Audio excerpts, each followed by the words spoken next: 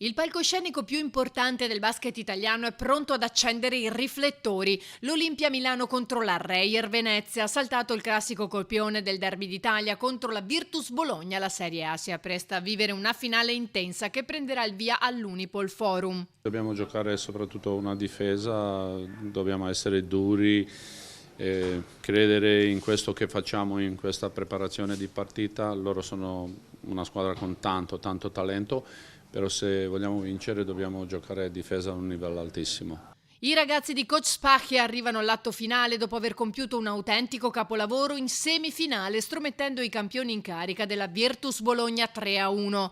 Dopo aver strappato il fattore campo in gara 1 a Bologna, Venezia ha blindato il Tagliercio, chiudendo la serie in gara 4 con un 90-83.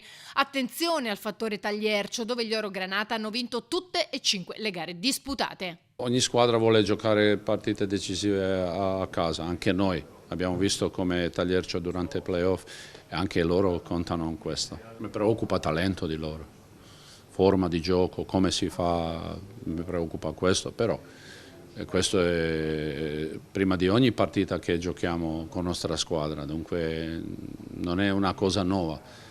Tanto talento, tante cose per limitare. Ma il talento non manca nemmeno in casa Orogranata, a partire da RJ Cole, Amedeo Tessitori, Jordan Parks, una squadra unita che punta allo scudetto.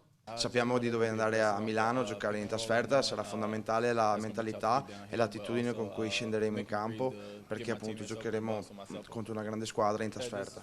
Siamo un gruppo molto unito, questa è la nostra qualità importante, e poi sarà importante per noi, fondamentale la nostra difesa, perché se noi riusciamo a giocare un'ottima difesa poi potremo essere aggressivi in attacco, giocare tanti punti in transizione e magari fare che canestri più facili, perché in queste partite è importante anche rubare canestri non soltanto quando si gioca a metà campo ma anche in transizione.